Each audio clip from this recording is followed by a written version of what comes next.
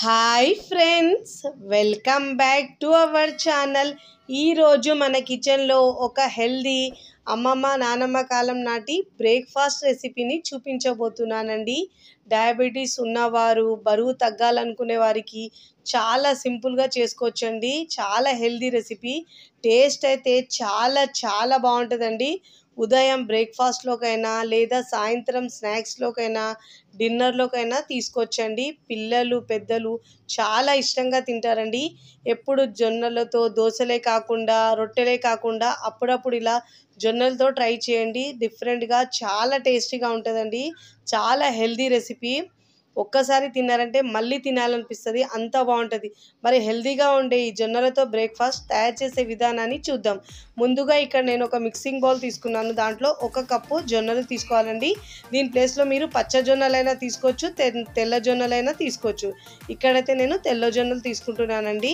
శుభ్రంగా వాష్ చేసుకొని తీసుకోవాలి. 2 నుంచి 3 సార్లు బాగా వాష్ చేసుకోవాలండి. మీరు ఒకవేళ డిన్నర్లోకి ప్రిపేర్ చేయాలంటే మార్నింగ్ నానబెట్టాలి. అదే మీరు మార్నింగ్ బ్రేక్ఫాస్ట్లో చేయాలంటే రాత్రి నానబెడితే సరిపోతుందండి. ఒక 9 నుంచి 10 గంటల పాటు నానబెట్టుకోవాలండి. ఇలా వాటర్ వేసి నేను ఇక్కడ ఓవర్ నైట్ నానబెట్టుకుంటున్నానండి. చాలా సింపుల్గా చేసినా కానీ చాలా హెల్దీ రెసిపీ అండి ఇది. ఇలా నేను ఓవర్ నైట్ నానబెట్టుకున్న తర్వాత చూపిస్తున్నాను చూడండి. బాగా నానిందండి జొన్నలు బాగా నానాయి. ఇప్పుడు ఇలా వాష్ చేసుకొని ఇప్పుడు మనం దీన్ని ప్రిపేర్ చేసుకోవాలి. ఇక్కడ నేను ప్రెషర్ కుక్కర్ తీసుకున్నానండి. నీళ్ళు మొత్తం వంపేసి ఇప్పుడు జొన్నల్ని మనం కుక్కర్లోకి వేసుకోవాలి. ఇప్పుడు ఇక్కడ నేను 1/2 కప్పు పల్లీలు వేసుకున్నానండి. మీరు కావాలంటే పెసర్లైనా వేసుకోవచ్చు, బాదం అయినా వేసుకోవచ్చు, ఒక 10 దాకా. ఇక్కడ నేనైతే పల్లీలు వేసుకున్నాను. అదే కప్పుతో 2 కప్పుల వాటర్ వేసుకోవాలండి. దీంట్లో వాటర్ వేసి ఒక 6 విజిల్స్ వచ్చే వరకు ఉడికించుకోవాలండి మీడియం ఫ్లేమ్లో. రుచికి సరిపోయినంత ఉప్పు వేసుకోవాలండి. మీడియం ఫ్లేమ్లో ఉంచి మాత్రమే ఉడికించుకుంటే బాగా ఉడుకుతాయండి జొన్నలు. ఇలా మూత పెట్టేసి మీడియం ఫ్లేమ్లో ఉడికించుకోవాలి బాగా. చూడండి, ఇక్కడ నేను ఒక 6 విజిల్స్ తర్వాత చూపిస్తున్నాను చూడండి. చాలా బాగా ఉడికిందండి. ఇలా స్పూన్లో తీసుకొని చూడండి, మెత్తగా ఉడకాలి. ఒకవేళ మీకు ఉడకలేదంటే మళ్ళీ 1 కప్పు వాటర్ వేసి ఒక 2-3 విజిల్స్ ఎక్కువ పెట్టైనా ఉడికించుకోవాలి. చూడండి, ఇలా మెత్తగా ఉడికించుకోవాలి. ఇప్పుడు ఇలా ఉడికించుకున్న తర్వాత ఒకవేళ వాటర్ ఉంటే స్ట్రెయిన్ చేసుకోవాలి. స్టవ్ మీద ఒక ప్యాన్ పెట్టుకొని దాంట్లో ఒక 2 టేబుల్ స్పూన్ దాకా ఆయిల్ అయినా వేసుకోవచ్చు. బట్ ఇక్కడ నేను 1 టేబుల్ స్పూన్ ఆయిల్ మాత్రమే వేసానండి. జీలకర్ర 1/2 టీ స్పూన్ వేసుకోవాలండి. దీంట్లో ఆవాలు 1/2 టీ స్పూన్ వేసుకోవాలి. ఇలా వేసుకున్న తర్వాత దీంట్లో పచ్చి శనగపప్పు ఒక 1 టేబుల్ స్పూన్ వేసుకోవాలండి. మధ్య మధ్యలో ఫ్లేవర్ చాలా బాగా వస్తుంది. ఇప్పుడు ఇలా ఫ్రై చేసుకోవాలి.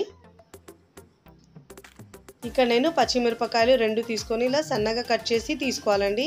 ఇవి కూడా దీంట్లో వేసుకొని ఫ్రై చేసుకోవాలి. ఇప్పుడు దీంట్లో చిన్న మీడియం సైజు ఒక ఆనియన్ తీసుకున్నానండి. అది కూడా కట్ చేసి వేసుకోవాలి. కొంచెం ఆనియన్ సాఫ్ట్ అయ్యే వరకు ఫ్రై చేసుకోవాలి. ఇలా ఫ్రై చేసుకోవాలి.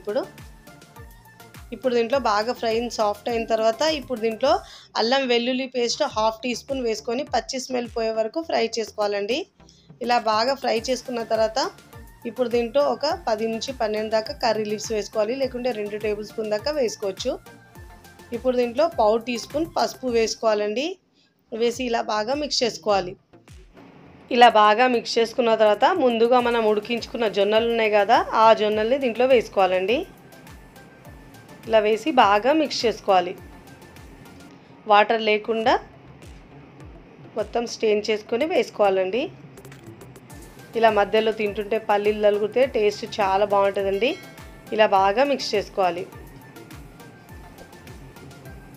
ఇలా బాగా మిక్స్ చేసుకోవాలి. ఫస్ట్ టైం నా ఛానల్ చూస్తున్న వాళ్ళు నా ఛానల్ని సబ్స్క్రైబ్ చేసుకోండి, లైక్ చేయండి, పక్కనున్న బెల్ ఐకాన్ని ప్రెస్ చేయండి. ఇలా ప్రెస్ చేయడం వల్ల నేను పెట్టే వీడియో నోటిఫికేషన్ ముందుగా మీ హోమ్ పేజ్కి వస్తాయండి. ఇలా బాగా మిక్స్ చేసుకోవాలి. చూస్తేనే తినాలనిపించేలా చాలా టేస్టీగా ఉంటాయండి.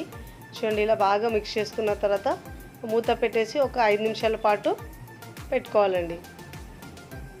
స్టవ్ని సిమ్లో ఉంచి మాత్రమే పెట్టుకోవాలి.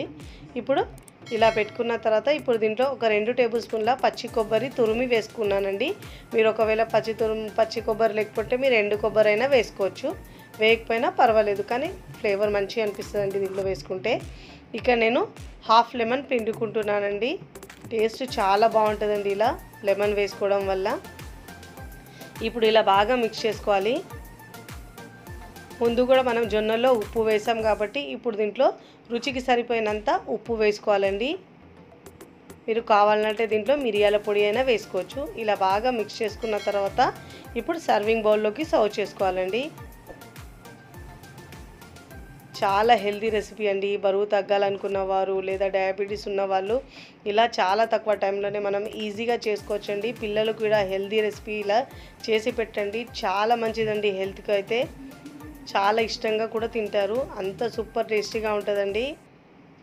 ఒక్కసారి తిన్నారంటే మళ్ళీ తినాలనిపిస్తుందండి, అంత సూపర్ టేస్టీగా ఉంటాయండి. ఈ హెల్తీ రెసిపీని మీరు కూడా తప్పకుండా ఒకసారి ట్రై చేయండి. ట్రై చేసి ఎలా కుదిరిందో నాకు కామెంట్ ద్వారా తెలియచేయండి. చూడండి, చాలా మంచి రెసిపీ అండి. పిల్లలు స్కూల్ నుంచి రాగానే ఇలా స్నాక్స్గా పెట్టినా కూడా చాలా మంచిదండి. రోజుకి ఇలా ఒక కప్పు తీసుకోవచ్చండి. వీక్లో కాకుండా వీకెండ్లో అయినా ఒక్కసారి తీసుకోండి, చాలా మంచిదండి. వీడియో నచ్చితే లైక్ చేయండి, ఫ్రెండ్స్ ఫ్యామిలీకి షేర్ చేయండి. మరికొన్ని టేస్టీ సింపుల్ క్విక్ రెసిపీస్ కోసం టీ కిచెన్ని సబ్స్క్రైబ్ చేసుకోండి. Thanks for watching.